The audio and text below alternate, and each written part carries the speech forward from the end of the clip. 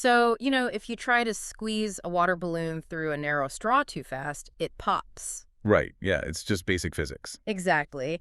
And for years, practitioners in aesthetic medicine have kind of assumed that pushing delicate living biologics like platelet-rich plasma through a microscopic 30-gauge cannula does the exact same thing. Yeah, that's been the prevailing wisdom. Right. The assumption is just that you are, well, essentially pureeing the cells before they ever even reach the dermal tissue. Like a blender.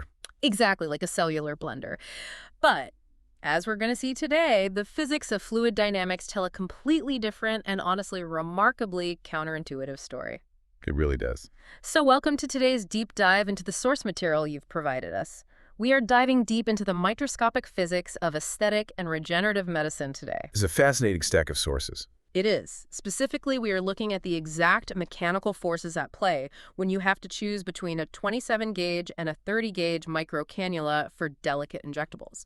The big question we're unpacking is, are you accidentally triggering premature platelet activation just by choosing the narrower gauge? And, the tension here between patient comfort and biological viability Yeah. is, it's really the defining challenge in regenerative aesthetics right now. Oh, absolutely. Because a 30-gauge cannula is incredibly narrow. I mean, it minimizes tissue trauma, it reduces bruising, and it just makes the procedure significantly more comfortable for the patient. Which they love. Exactly. But as a practitioner, you have to balance that patient comfort against the sheer mechanical force you are applying to a highly fragile cellular suspension. Right, the actual medicine. Yeah.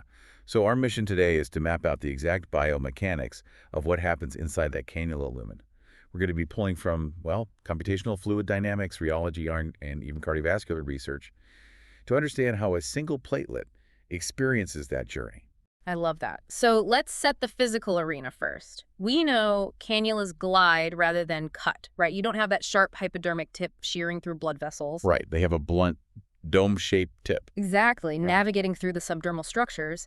But the real magic, and I guess the real danger, happens inside the hollow lumen itself. Inside the tube. Yeah. Before we get into the fluid dynamics of a blender, we have to look closely at the blender's physical design. Okay. So a standard 30-gauge cannula is usually about 1 inch or 25 millimeters long. It's highly flexible, which is perfect for precise superficial work, like a tear trough. Right, where you need that finesse. Yeah. Then you have the 27 gauge, which is slightly wider, usually 1.5 inches or 38 millimeters long. And the consensus data in the sources designates the 27 gauge as the versatile workhorse. Yeah, it's ideal for medium viscosity facial indications because it perfectly balances flexibility with structural rigidity. But, and here's where my mind immediately goes, I want to push back on the basic plumbing logic here. Okay, let's hear it. Because a 30 gauge is physically narrower than a 27 gauge. If I have a smaller pipe, but I'm trying to move the same volume of fluid through it in the same amount of time, I inherently need more pressure. Right. I mean, that's just Bernoulli's principle. Exactly. Doesn't that increased extrusion force like the actual physical pressure required from my thumb on the syringe plunger? Doesn't that automatically translate into crushing the cells? I see what you're saying. It just seems like we're building a cellular pressure cooker. That is the exact logical leap most people make. But it totally overlooks the metallurgical engineering that has gone into modern cannulas. Wait, metallurgy? Yeah, the actual metalwork. That isn't just about the outer gauge size. The internal diameter is the critical variable here. Okay. The clinical data highlights specific innovations in cannula manufacturing. Take the TSK Steroid Light, for example. The engineering challenge they faced was, well, how do you make the metal wall of the tube thinner to widen the inside without making the cannula so fragile that it snaps inside the tissue? Right, because if you thin out the walls of a tiny 30 gauge, it should just turn into wet spaghetti. Exactly, it would just bend.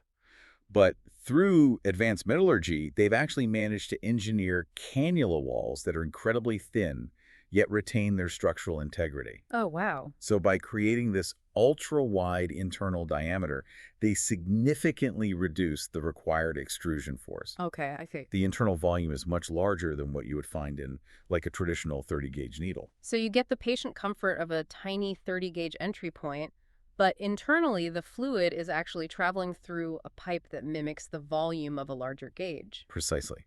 So the practitioner feels significantly less resistance on the plunger. You avoid that massive pressure spike entirely. Okay, that makes sense. But if the internal diameter solves the pressure problem for our thumbs, we still have to figure out what happens to the cells caught in that pressurized stream. Right, the actual cells. Because what is the actual mechanism of cell death here? If it isn't just the overall static pressure crushing the cells, there has to be some invisible force doing the damage. And this is where the biomechanical data on small bore needle injections reveals a massive shift in how we understand cellular trauma. Okay, lay it on me. So, George Morgan's research team looked specifically at cell mechanical damage during injection. What did they find? Well, the prevailing theory in aesthetics has always been that high viscous shear stress, which is the friction between the fluid and the solid metal walls of the cannula, is what rips the cells apart. Right, they just grind against the sides. Yeah, but the data shows that excessive shear stress alone is not the primary culprit for cell death. Wait, really? If the friction against the walls isn't killing them, what is? The real culprit is excessive shear rate, coupled with what's called shear loading rate. Okay, let's break those down. Shear rate is the relative velocity of adjacent fluid layers, right? Yes, exactly. So if we picture fluid flowing through a tube, it doesn't just move as one solid block. It moves in concentric cylinders, like layers. Yeah. Think of traffic on a multi-lane highway. If all the lanes are moving at exactly 60 miles per hour, there's no friction between the cars, right? Right, the relative velocity is zero. Exactly. But inside a cannula, the fluid touching the metal wall is essentially at a standstill due to friction. That's the right lane, completely stopped. Okay. Then the layer next to it is moving a little faster. The layer next to that is moving faster still until you reach the very center of the cannula. The fast lane. Right, the fast lane, which is moving at maximum velocity. So the shear rate is that extreme difference in speed between those microscopic layers of fluid. You got it. So if a cell gets caught between a fast-moving layer and a slow-moving layer, it doesn't just get pushed forward, it gets stretched, torque is applied, and it basically gets violently spun. Yeah, that spinning and stretching is what causes the mechanical deformation of the cell membrane. Ouch. But the cardiovascular data on blood recirculating devices, things like mechanical heart valves and left ventricular assist devices, adds the second, even more destructive element.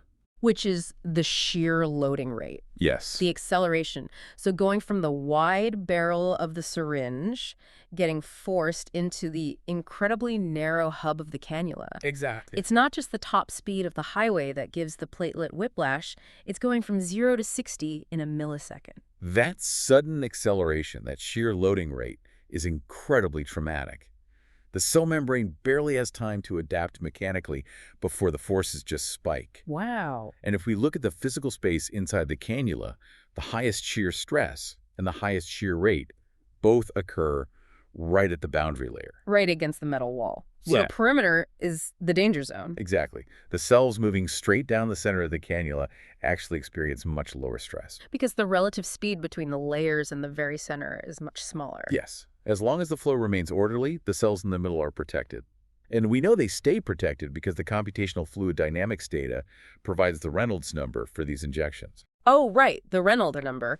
That's a mathematical ratio used to predict whether fluid flow will be laminar, meaning smooth and orderly, or turbulent and chaotic. Exactly. And because the internal diameter of even a 27 gauge or 30 gauge cannula is so microscopic, the characteristic length in that equation is tiny. It keeps the Reynolds number incredibly low, doesn't it? It really does. Across 22 gauge all the way down to 27 gauge and 30 gauge, the Reynolds number stays well below 2300. And 2300 is the critical threshold, right? Yes.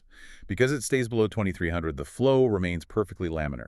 You don't trigger flow instabilities or microscopic eddies. So the biologics taking the center path get a very fast but entirely smooth ride right down the middle of the tube. A perfectly smooth ride. Okay, so we have the physical arena mapped out. We know that the mechanisms of force. We've got shear rate stretching the cells across velocity layers, and shear loading rate providing the sudden, violent acceleration. Right. Now we need to connect the physics to the biology. What do these specific forces actually do to a platelet? Like, why does a platelet care if it gets spun around and stretched? To understand the biological trigger, we actually look at patients with severe aortic valve stenosis. Wait, cardiology again? Yeah, it's super relevant. Yeah. This is a condition where the heart valve narrows significantly. The physics of blood being forced through a stenotic heart valve are biomechanically identical to blood being forced through a micro-cannula hub. Ah, I see. It is just a biological nozzle. Precisely. The fluid dynamics don't care whether the nozzle is made of calcified tissue or surgical steel. That is wild. So when blood components pass through a severe stenosis, they are subjected to shear rates around 10,500 inverse seconds. That sounds high. It is massive. That extreme mechanical force acts on a highly specific protein circulating in the blood called von Willebrand factor, or VWF for short. Okay, VWF. VWF is a mechanosensitive protein. Under normal low shear conditions, it floats around in a coiled, compact shape. Like a tightly wound spring. Exactly. But when VWF is exposed to that massive shear rate and velocity differential we just talked about, the mechanical force literally pulls the protein apart. Oh, wow. It dynamically unfolds. And when it unfolds, it exposes binding sites that were previously hidden inside the coil, doesn't it? Yes, that is the crucial mechanism. By unfolding and exposing those binding sites, the VWF essentially sounds a false alarm. Huh. The platelets flowing past interact with those newly exposed sites, and it tricks the platelet into believing there's been a massive vascular injury. Even though there hasn't been one. Right. The mechanical stretching translates into a biochemical signal. It forces the platelet into its clotting cascade. Exactly. The platelet prematurely activates. And when platelets activate under these extreme high shear conditions, they undergo a process where they exocytotically bud off pieces of their own membrane. Wait, what does that mean? They shed these tiny procoagulant fragments called microparticles. So they are quite literally leaving pieces of themselves behind before they even exit the cannula. Yes. And the data provides exact thresholds for when this biological cascade begins. Platelet activation, that unfolding of VWF and subsequent budding, happens when shear stress hits between 100 and 1,000 dynes per square centimeter. Okay, 100 to 1,000. And if the injection force pushes the stress higher into the 1,000 to 2,000 dynes per square centimeter range, you surpass the threshold of the red blood cells. What happens then? The red blood cell membranes suffer plastic failure. They completely shatter and fragment. Oh my goodness. Okay, let's pause and follow the logic here. Sure. If the threshold for platelet activation is that rigid starting right around 100 dynes per square centimeter, and we just established that smaller cannulas inherently increase the shear rate and the acceleration, shouldn't pushing PRP through a tiny 30-gauge cannula essentially guarantee that we unfold von Willebrand factor? Sounds like it should, doesn't it? Yeah, I mean, a 30-gauge should be an absolute platelet killer. It should be biochemically impossible to inject unactivated PRP through a tool that narrow. Based purely on the physical geometry of a narrowing tube, that is the exact conclusion you have to draw, which makes the clinical data regarding the 30-gauge incredibly counterintuitive. Okay, tell me about this data. This is the formal consensus document from ESAA, right? The European Society for Sports Traumatology, Knee Surgery, and Arthroscopy. Yes, they reviewed all the clinical evidence for blood-derived products. And what did they find? Their findings completely upend the assumption that narrow gauges destroy cells. ESSA found that the narrowest commercialized needle, the 30-gauge, had absolutely no significant influence on the count or the quality of platelets in highly concentrated PRP. You're kidding. The platelets were completely intact. Completely intact, functional, and notably not aggregated. Meaning they didn't clump together. Right, which means they didn't activate. How does the biology completely defy the physics we just mapped out? If a 30-gauge creates the exact shear rate and acceleration required to unfold a von Willebrand factor, why did the platelets survive the journey without triggering the alarm? The survival of those cells comes down to two major mitigating factors. Okay, what's the first one? First, we have to look at rheology, which is the study of how matter flows and deforms. There is a deeply important property found in many injectable biologicals, which is detailed in the formulations data. Right. They are shear thinning fluids. Shear thinning, meaning their viscosity is not a fixed constant. Exactly. Their viscosity changes based on the mechanical stress applied to them. Under high shear conditions, like getting aggressively squeezed into the narrow hub of a 30-gauge cannula, the apparent viscosity of the fluid drops substantially. Oh, I see. So think of a densely packed crowd of people linking arms, right? That's a high viscosity fluid. It's thick. It resists movement. Good analogy. But the moment the doors open and they all need to rush through a narrow hallway, they let go of each other and sprint in a straight line. The crowd suddenly flows much faster and with far less friction. That is shear thinning. That is perfectly said. And that temporary drop in viscosity is a biological lifesaver. Because the fluid temporarily thins out, it dramatically reduces the internal friction. And less friction means a massive reduction in the shear stress transferred to the cell membranes. Exactly.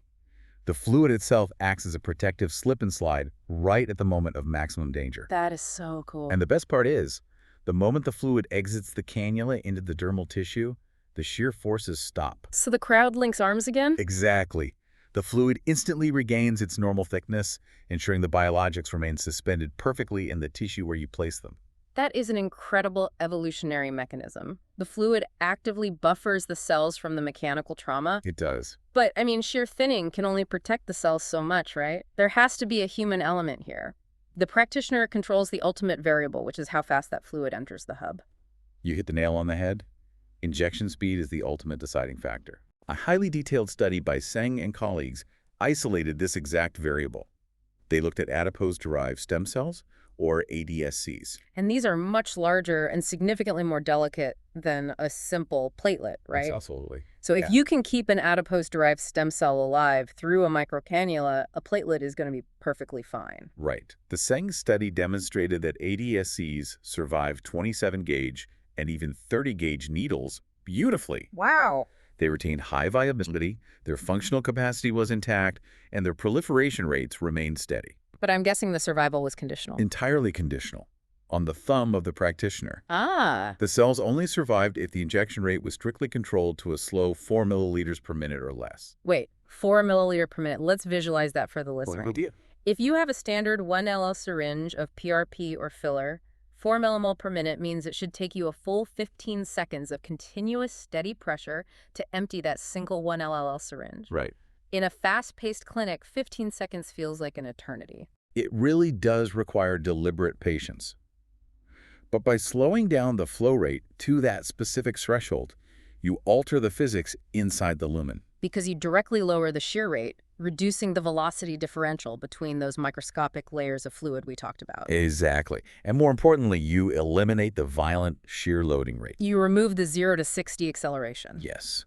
You give the fluid the milliseconds it needs to shear thin naturally. You ensure the Reynolds number stays remarkably low, so the flow remains perfectly laminar. So the cells stay safely tucked in the fast lane, in the center of the stream, completely avoiding the high-stress boundary layer against the metal walls. That's exactly how it works. So when you are in the clinic deciding between these two tools, the takeaway is clear, isn't it? The 30 gauge is absolutely not a platelet killer. Not at all. It provides incredible patient comfort and minimizes tissue trauma without sacrificing the biological integrity of the PRP, but it requires a Goldilocks flow. Yes, you must respect that 4 millimole per minute threshold. If you inject with a slow, steady cadence, utilizing fluids that have shear thinning properties, you get the best of both worlds.